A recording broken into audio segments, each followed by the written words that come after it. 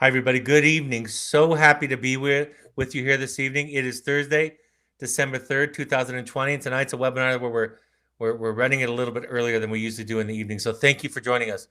I'm really excited to continue the series that we started on going through each of the chapters of my book. If you're not following along, you can find that what we're doing is we're doing a chapter each week or every other time, and then in between we're doing a question and answer.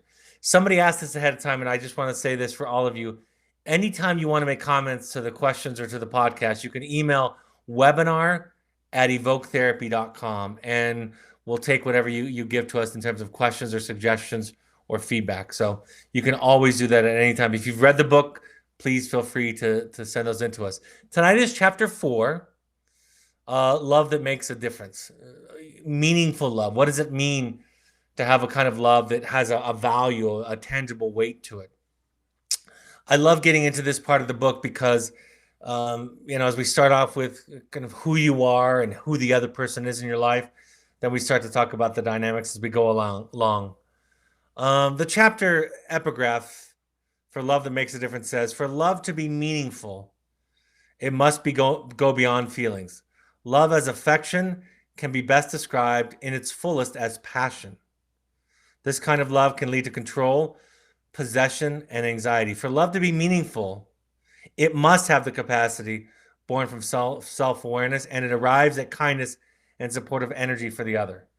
So the idea in this chapter is to go beyond the idea of the feeling, the emotion, the feeling of warmth and affection toward another person. And what does it mean? As I've said, and in fact, I said this on Monday evening or Tuesday evening when I did the last broadcast, I've sat too many times in a room with somebody who's expressed love toward the other person in their life, child, parent, spouse, and at the same time, I've seen them they've confessed or told me about abusive behavior. So if love can be an umbrella under which abusive behavior can also exist, then it loses its meaning, it loses its value. So today we're going to talk about what does it mean to have the kind of love that has density to it, the kind of love that actually makes a difference in your life. As I do with all of my chapters, I'll go through various quotes and lists and kind of comment as I go. So to begin the chapter, I start out by saying, I have heard clinicians suggest that boundary violations, parental anxiety, and attempts at control are simply too much love, as in, you love them too much. If we understand what love is, we would understand that you cannot love too much. To understand love, we must separate it from anxiety, fear of rejection, and the need to control. From love, we need to separate those ideas from love. Those ideas have nothing to do with love. And I think what can be most insidious, this happens to us. And we do this to our children. I've done this to my children.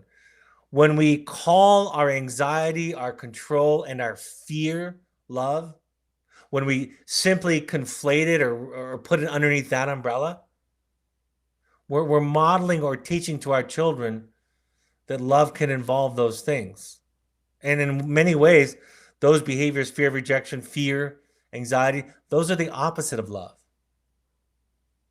And when we teach a child that love and fear are the same, that anxiety and love are the same, we send them out in the world without the tools or the reference point to understand love when they see it, when they recognize it, or when they encounter it in the world.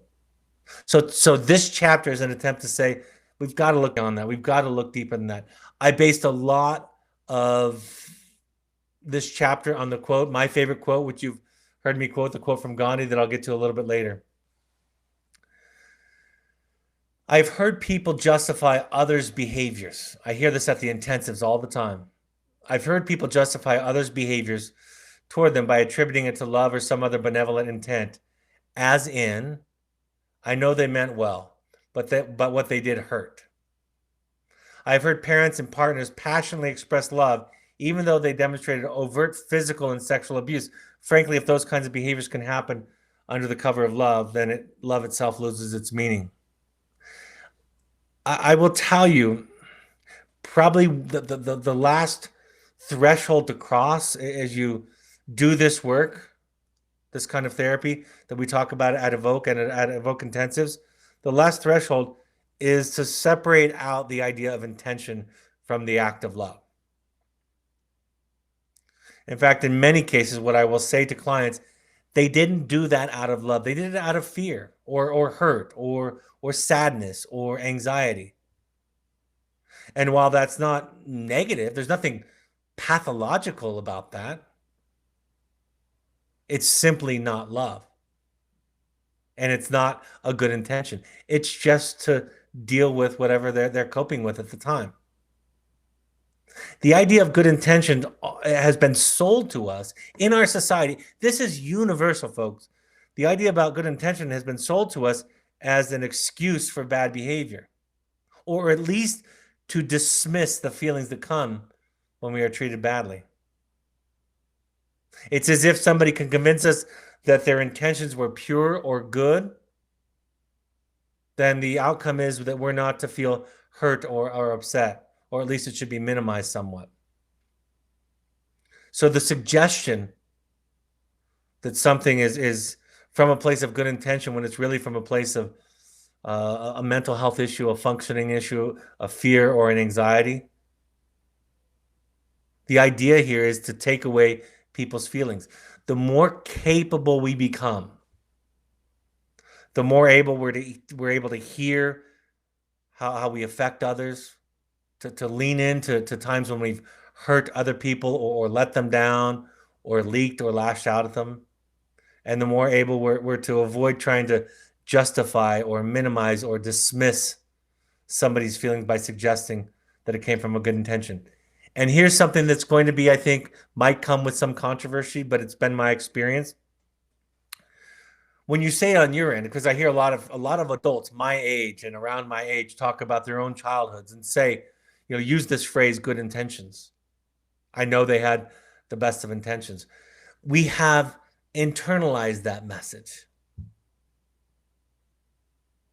Essentially, on my good days, when I'm doing well, I don't need my children, or anyone for that matter, to qualify my behavior by my intentions.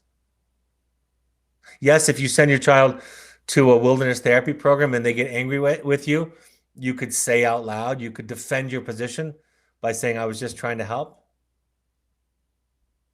But the deepest, most compassionate, most capable form of love in that example would be just to listen, to understand, to hear somebody.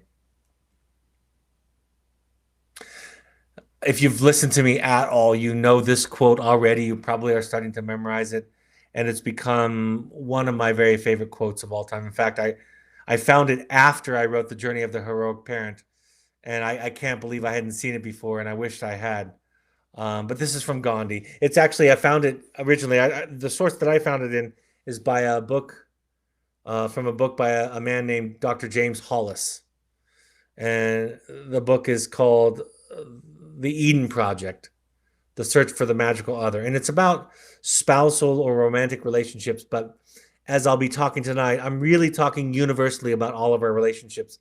Obviously, the relationships we have with our siblings, with our children, and with our partners has some unique qualities to each of them.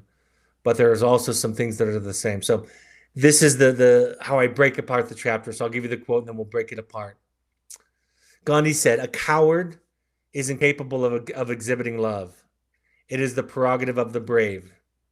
Projection fusion going home is easy. Loving another's otherness is heroic. If we really love the other, if we really love the other as other, we have heroically taken on the responsibility for our own individuation and our own journey. And this heroism may properly be called love."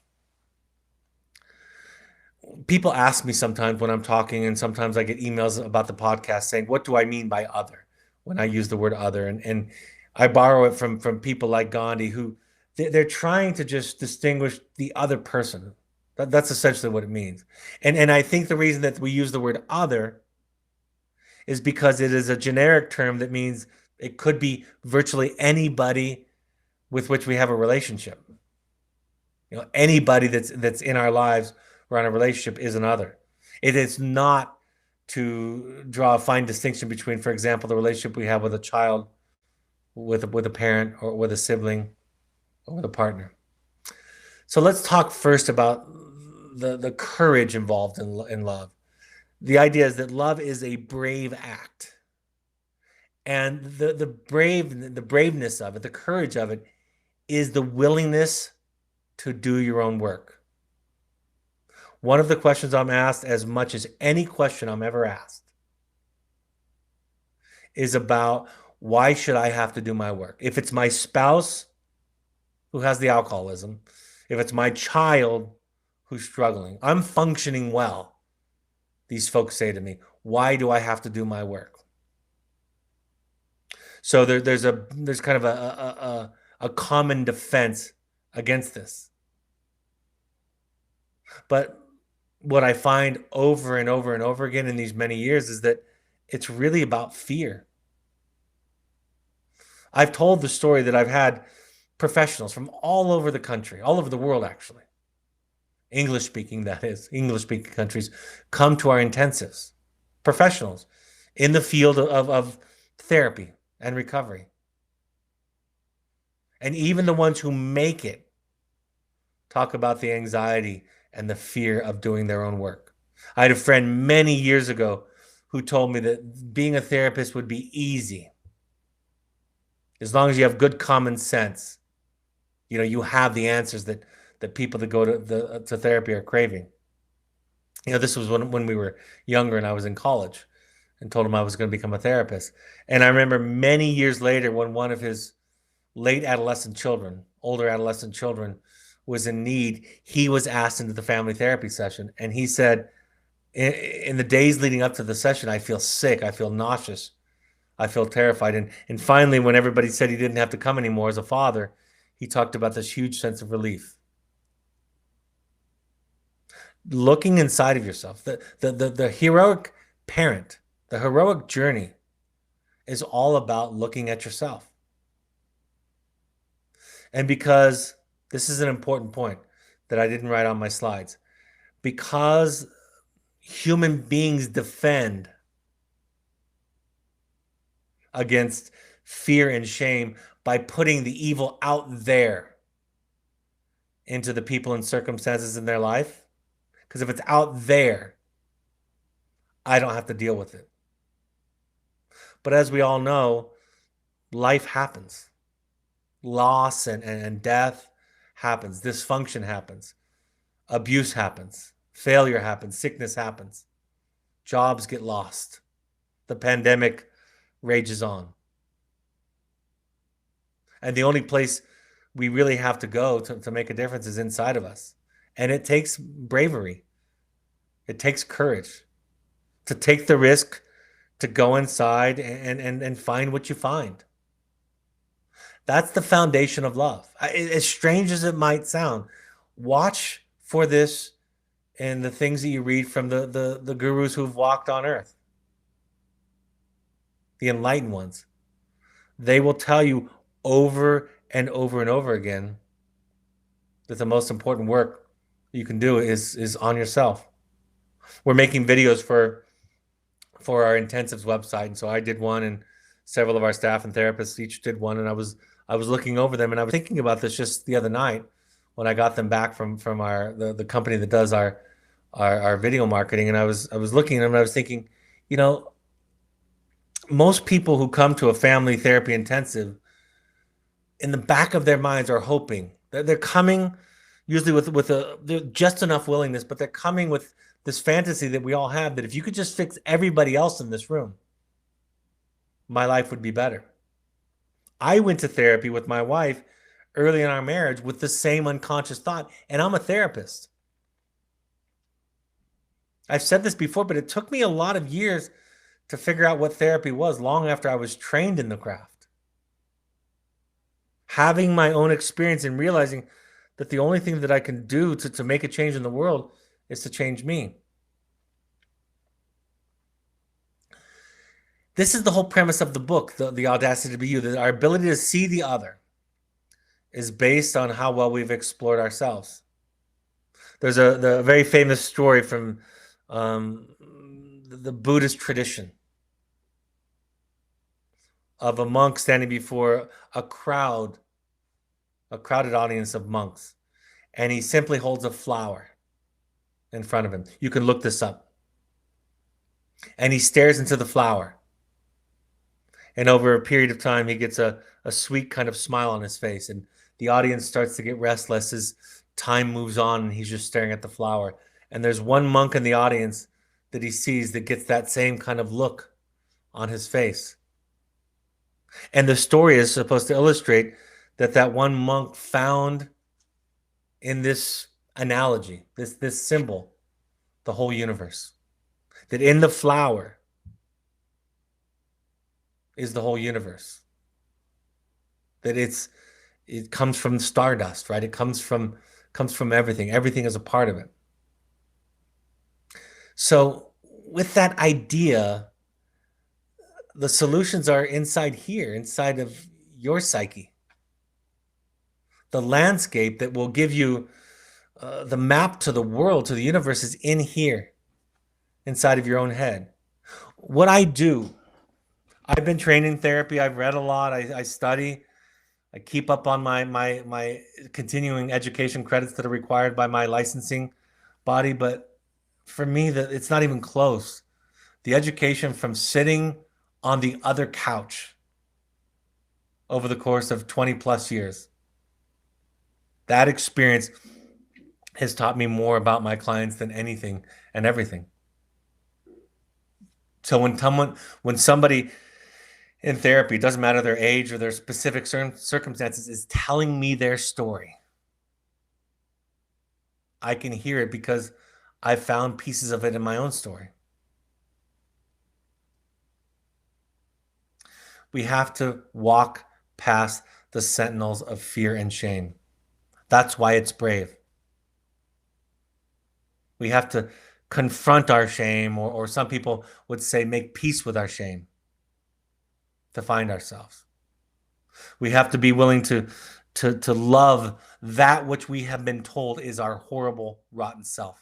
That phrase, horrible, rotten self, came out of my early years in therapy with my therapist, where I would talk about something and she would mention how lovable my horrible, rotten self was. And I realized over time, the experience I had with her was re-experiencing myself through her. That her love and seemingly endless patience and compassion for me taught me about myself. So we have to walk past the fear and the shame. And love is an action. Love is a risk. Love is leaning into loss and hurt. Love acknowledges that you can't control somebody else, and letting go of control is its own kind of special fear. To ask a parent or the loved one of an adult to surrender to the idea that they can't control or fix or save their loved one is to ask them to be brave. And it doesn't lead them to passivity and powerlessness. It leads them to bravery, to courage, to action. It's more than just an insight, although insight can play a part of love.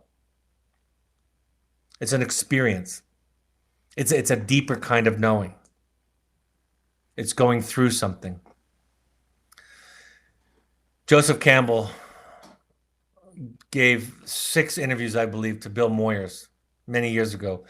If you go, I think you can find it still somewhere on the web. You can search The Power of Myth. It's also been turned into a book.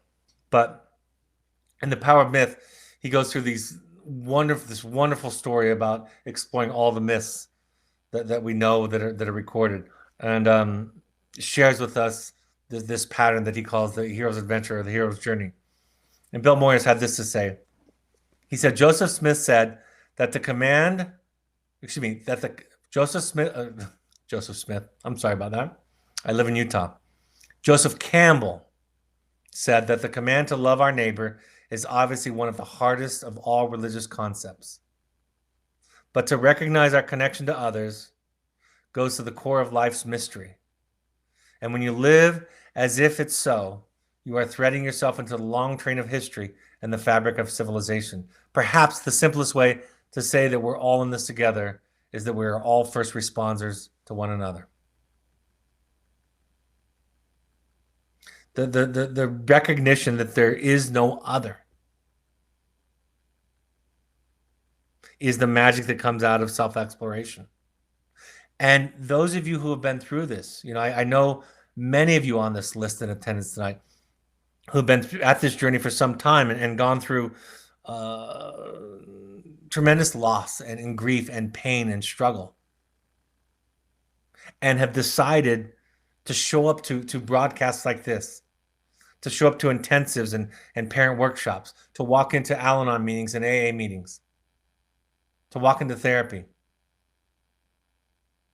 And as you've done that, as you've gone through that experience and sought to keep your eyes open, to keep yourself awake during the process, I know, because you've told me, it's made all the difference in the world. And judgments melt. The intellectual dishonesty of incredulousness disappears. We say less and less things like, I can't understand them, I don't get it. And we get much more in touch with our own darkness. Carl Jung said it very well when he said, the best way, the most effective way at understanding somebody else's darkness is to come to understand our own. When you've looked into the mirror at who you are, courageously and honestly, there's no other. The idea of finding people that are like you, finding somebody that believes and thinks and feels what you feel, trying to create children that believe and think and feel as you do, is not the idea of otherness. I shared this quote that somebody shared with me some time ago, where the questioner asked the question of the guru, how are we to treat others? And the guru answers, there are no others. Let's talk about otherness. I think a good definition of love, or the active ingredient of love, is to see and to hear and to understand. So when you say to me, I don't understand my spouse, I don't understand my child, I'm happy to try to help you understand him or her or them. Happy to do that. But the answer is inside of you. It might be repressed or ignored or unexplored, but it's in there. That's how I found it. It goes to those two quotes that I share often. If we could read the secret history of our enemies, Henry Wadsworth Longfellow said, if we could read the secret history of our enemies, we would find in every man's story suffering sufficient to disarm all hostility. In other words, if we knew people's stories, we would have compassion. It's why I say when I train therapists, if you're getting frustrated, upset, angry, agitated, or anxious with your clients, you've lost contact with them. And that's not a sin. If you're frustrated with your child, it's not a sin that you're frustrated. It's a human behavior. But in that moment, your capacity has waned enough that you've lost contact with them. Because if you knew what was going on in them, everything makes sense. And you would have compassion. I quoted this a week or two ago in a broadcast, and I got it completely wrong. And my wife pointed it out to me, and I had to go back to the recording to hear it. I said it the wrong way, but I'm going to say it correctly tonight. I saw this quote from Abraham Lincoln when I was in Illinois some years ago, in Springfield, Illinois. And I've seen it since, of course. Abraham Lincoln said, I do not like that man. I must get to know him. It's that simple. I do not like that man. I must get to know him. Seeing, hearing, and understanding are evidence, are tangible aspects of love. And it takes work to develop that capacity. And our children are particularly gifted at testing us in that area. So are our spouses. I have clients all the time who are expecting me to give up on them. It's expecting me to be over them or frustrated with them. I talk about all the time that I think that the moment in therapy when you're afraid that your therapist is had enough of you, but you show up anyway, that's the magic moment. And if you're lucky, like I've been lucky, like I hope that you're lucky, you have a therapist that isn't over you, that isn't tired of you, who can respond to your challenges, to your dilemma with love and compassion.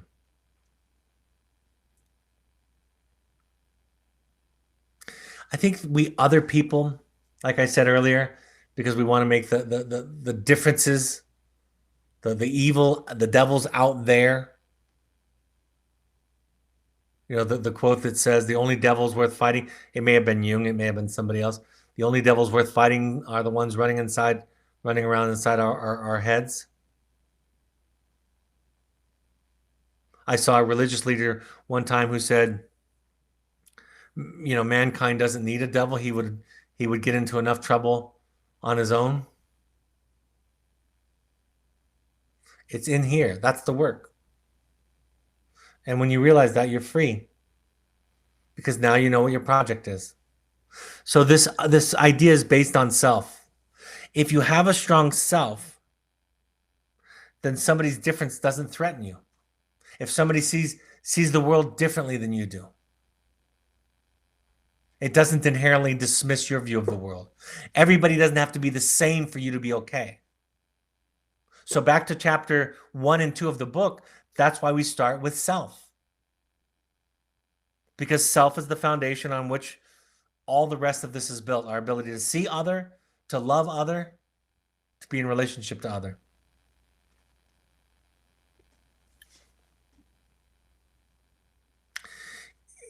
I had a mother I talk about in the book who decided one Christmas that she was going to give gifts to her children that she wouldn't want, but that she knew that they would want. And they represented different career choices than she would have chosen for them. In one case, they represented a different religious belief system than she herself held, and other differences. Love starts to be about understanding what others want and giving it to them if it doesn't compromise who we are. And that idea, that ability expands over time the more work we do. We're able to give them the gifts that they love. There's a great quote from the book, The Letters of Juliet to the Knight in Rusty Armor, where she says, I gave others the gifts that I wanted, and I called it love before.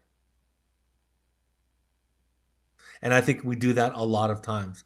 And I'm not talking about the simple gifts around the holidays that some of us give. I'm talking about what it means to support somebody. D.W. Winnicott, the famous psychologist, went further to suggest that to be seen is to exist.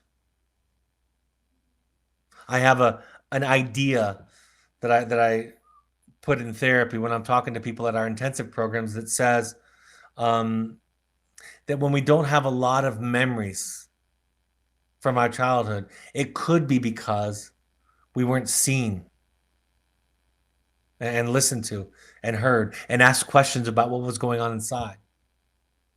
In many cases, we were probably reduced to behaviors or doing the right thing, no matter how we felt.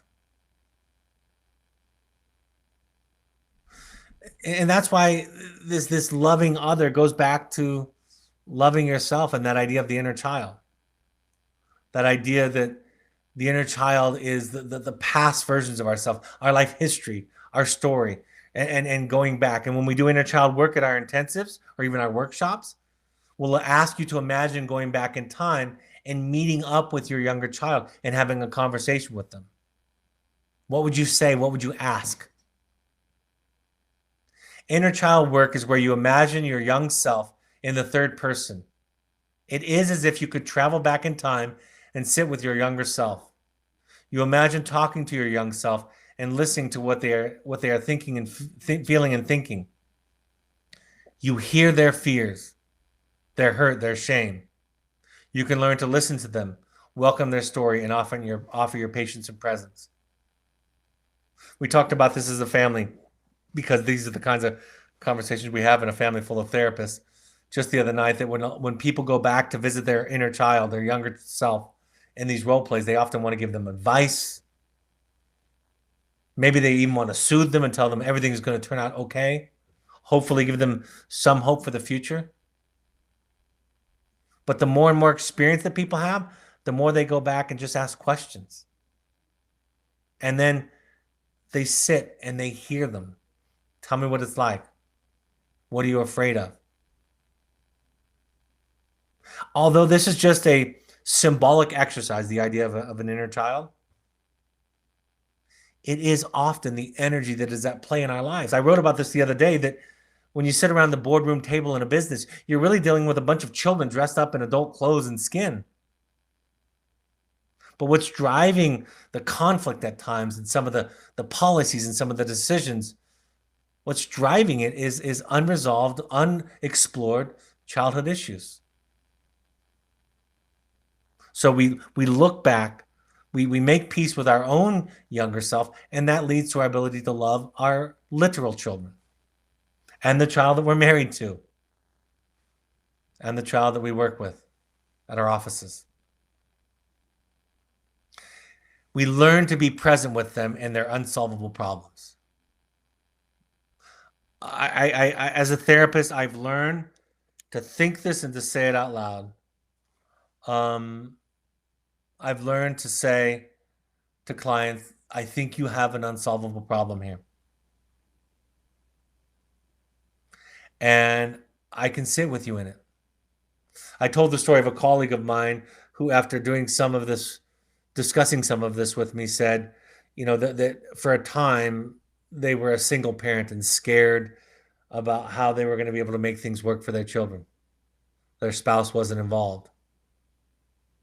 And they asked me the question, when that urge comes up, when that feeling, that instinct, that fear, that scarcity mind frame comes up, should I just tell it that it's okay now, that you don't have to be afraid?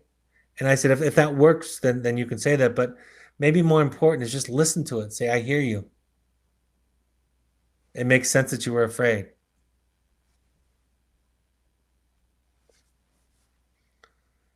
From the Knight in Rusty Armor in the Audacity to Be You, I share the story of the knight who, in one moment of fear and need, called out for Merlin, the wizard. Merlin let him know that if he ever called out, he would appear. And Merlin showed up and was able to respond to him without even having the question asked. And when he said, how did you know that what I was going to ask you? Can you read minds? And Merlin answers, since I know myself, I know you. It's that simple. At one point, when the knight had cried long enough that his visor fell off, his visor rusted off in the Knight in Rusty Armor, his guide, a bird named Rebecca, explained to him, you're starting to see the differences in other forms of life because you're starting to see the differences in yourself. And another quote that I borrowed for this chapter, the first thing that you should know about me is that I am not you. A lot more will make sense after that. That's somebody asking to be seen as other, to be seen as who they are. I love this poem by Ram Dass. So I'm going to read it to you. It's called Trees by Baba Ram Dass. When you go out into the woods and you look at trees, you see all these different trees. And some of them are bent, and some of them are straight, and some of them are evergreens, and some of them are whatever. And you look at the tree and you allow it. You appreciate it. You see why it is the way that it is. You sort of understand that it didn't get enough light, and so it turned that way. And you don't get all of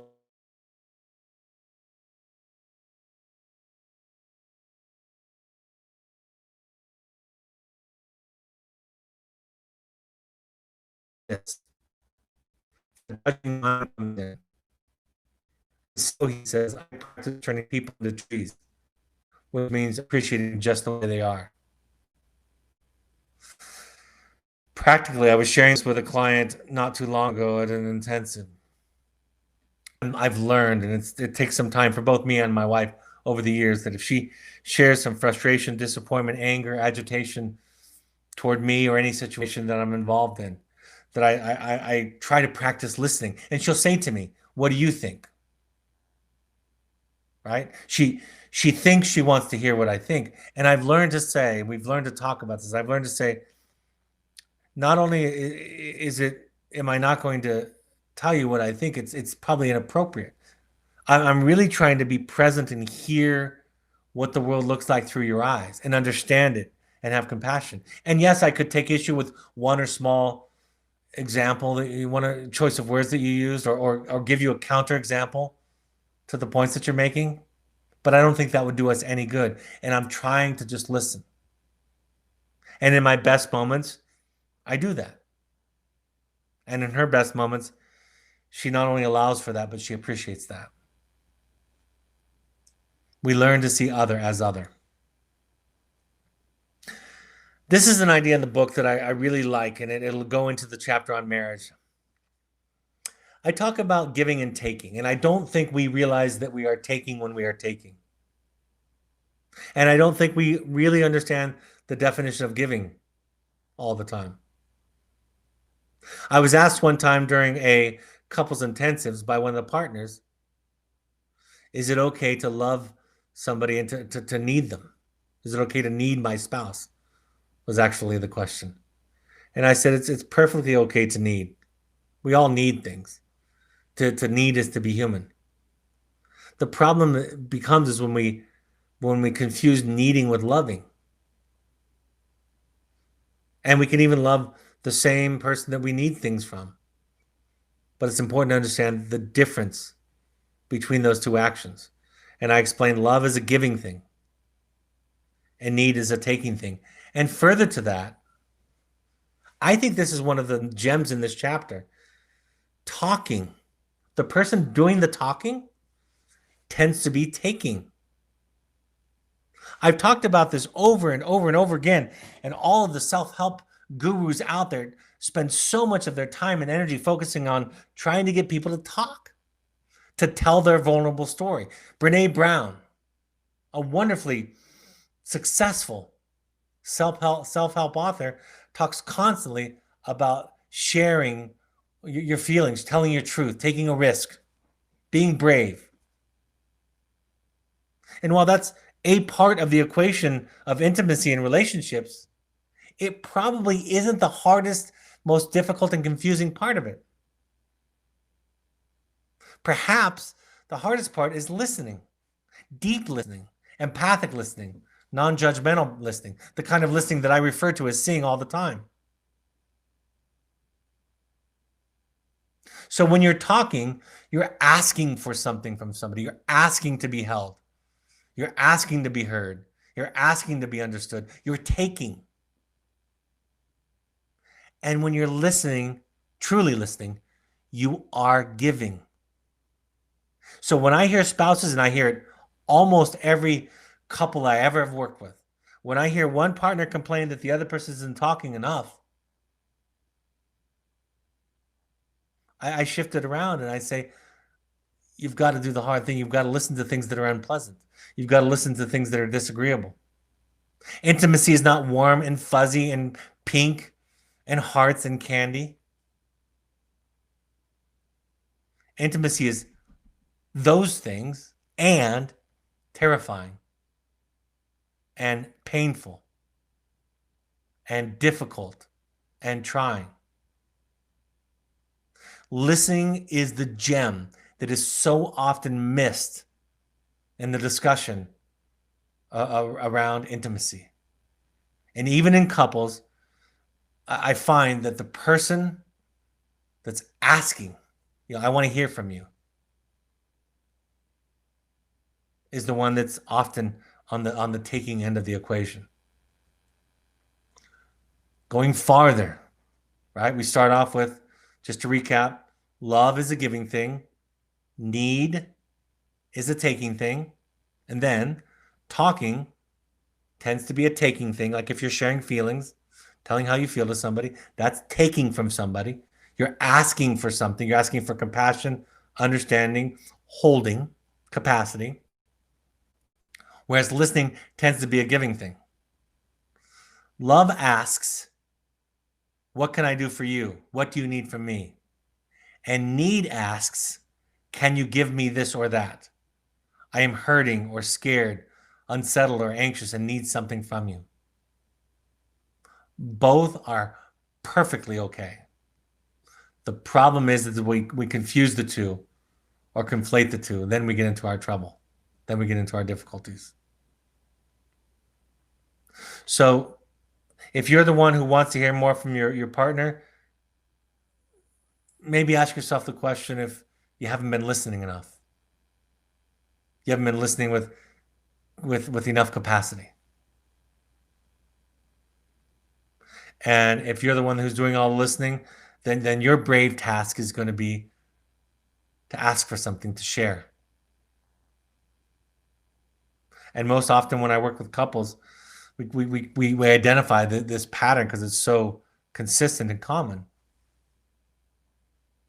And the person who's good at listening has to learn to practice bravery, ask for something enough to tell the truth, even if it's disagreeable, even if it could result in rejection. That's the vulnerability of the sharing. And the person who's complaining that they're not being talked to enough,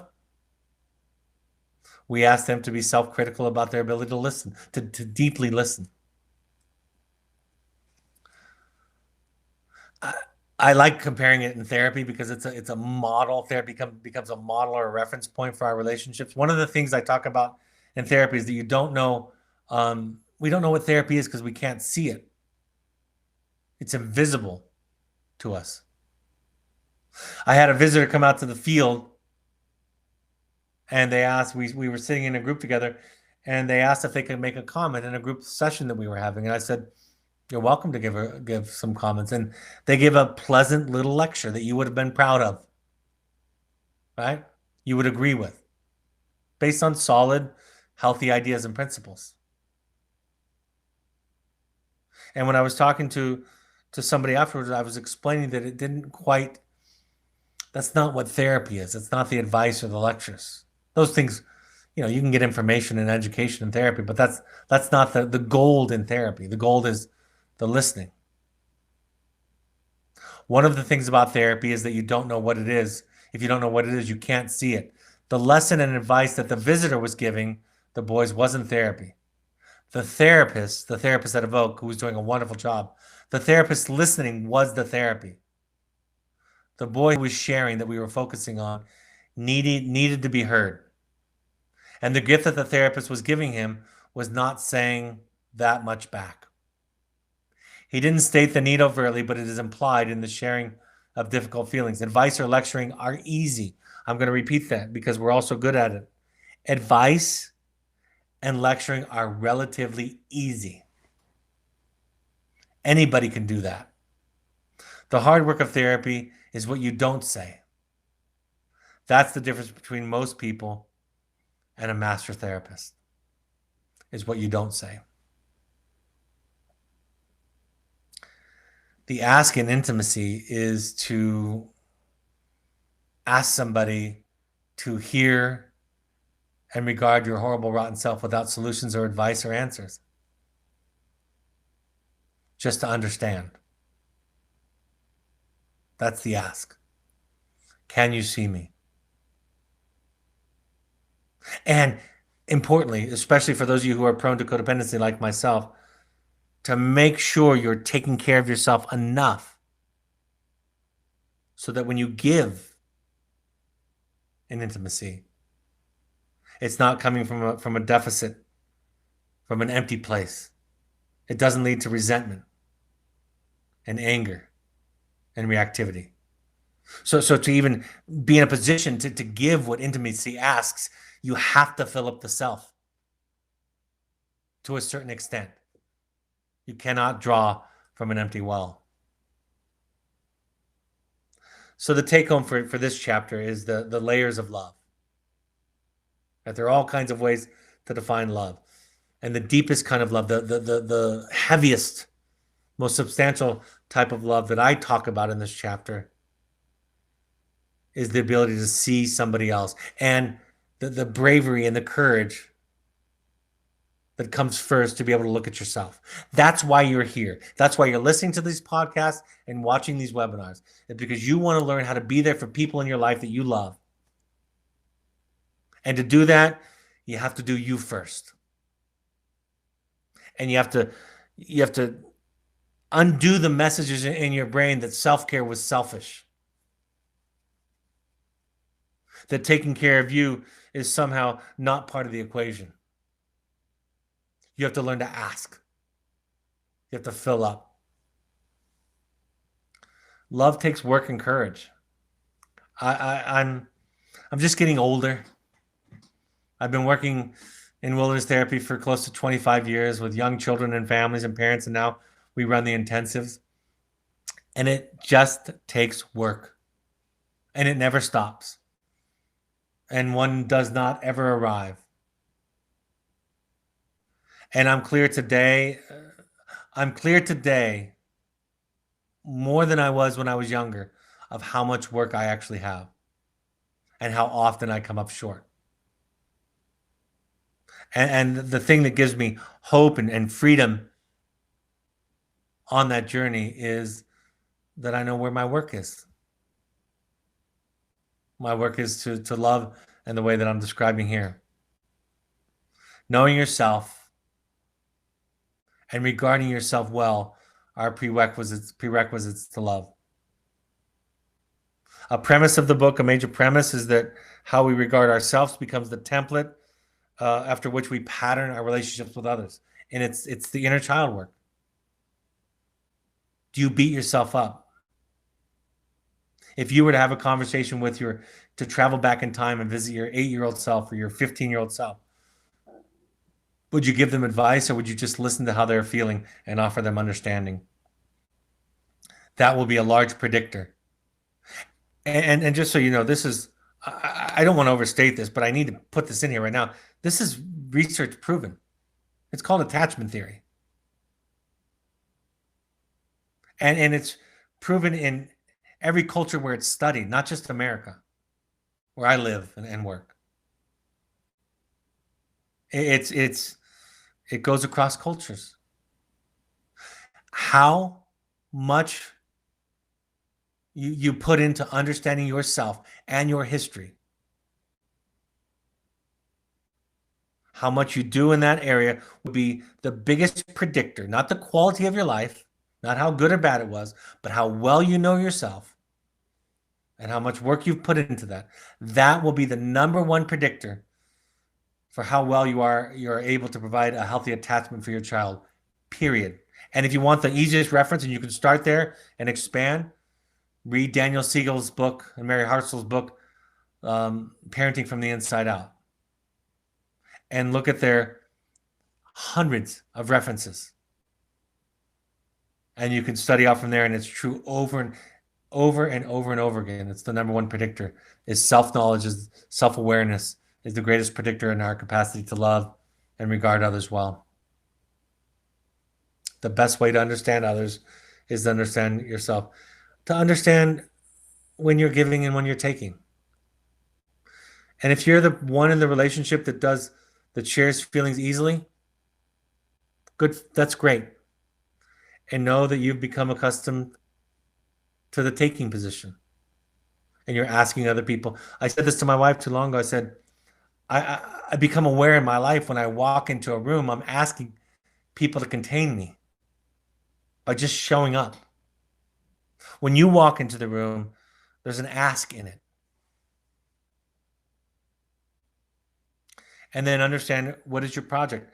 The person who listens better, I'll often suggest to them that their job is to tell the truth, take a risk, that they might encounter anger or frustration or rejection or fear, all of which could be painful signals when you're sharing. But it's your job. If you're the listener, if you're the one not talking, your project is to tell the truth in your life more often. And if you're the one who does the talking and is hoping that your partner or your child will talk more, your job is to listen better.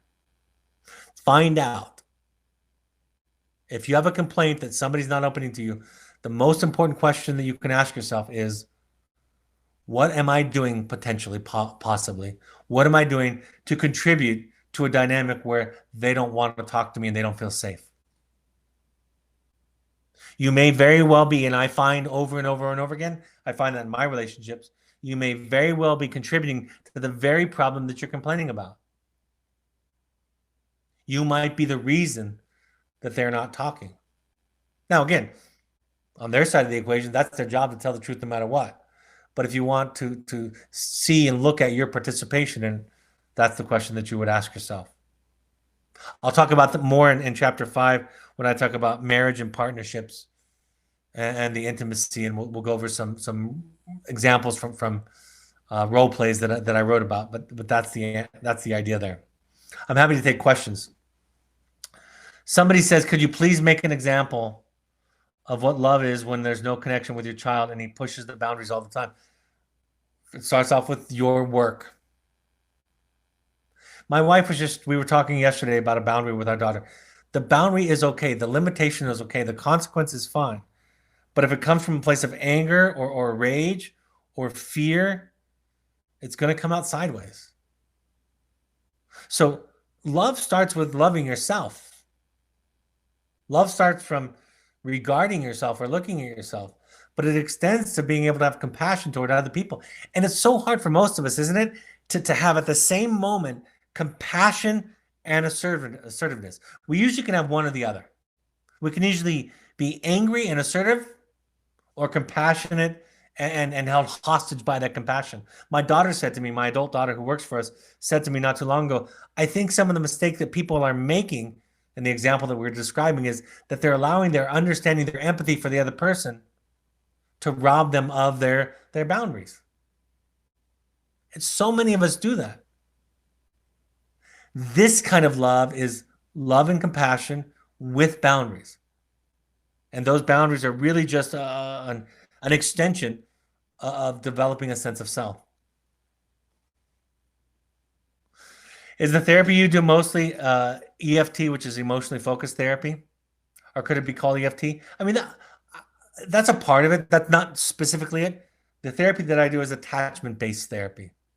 But I'm a family therapist. That's my 2 degrees. My 2 graduate degrees are in family therapy. So looking at family systems, I had a professor, one of the professors that I enjoyed in college was emotionally focused.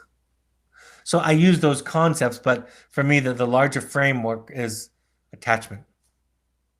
Understanding. See, the thing about attachment-based therapy or developmental psychology is that it explains how the personality is built brick by brick. A lot of psychological theories talk about how pathology develops or how to treat pathology. Both are useful and fine. But developmental psychology says, how is a human psyche built? And I have lots of therapists who use lots of models. They draw upon lots of models. But what we talk about at Evoke consistently is that attachment-based therapy is going to be an umbrella under which all of that fits. If you don't have compassion for your client, it doesn't matter how clever you are. If you're not patient with your other, it doesn't matter what skill set or tool you offer. They will sense the anxiety, the fear, the frustration, the disappointment, and they'll internalize that as shame, and they will shut down, and you won't be able to create lasting, meaningful change. Someone says, if because of our damaged self we have created hurt and harm for our other, our son, is it too late to help them develop a healthy sense of self and to have a healthy relationship? First and foremost, all of you will dent your children. Every parent dents and bruises a child. So you don't even get to consider the possibility that it didn't happen. And if you're honest with yourself, what I just said is a no-brainer. It's obvious. I'm telling you that the sun shines in the sky during the day. It's just as obvious as can be. It's never too late. You can have reparative experiences. You can contribute to repairing injuries with loved ones until your last breath. It makes a difference. There are things my mother has said to me in her 70s. There are things she has said to me that have added to my life. I haven't been waiting for them, but she has validated and supported the work that I've done these many years. So it's never too late. Never too late.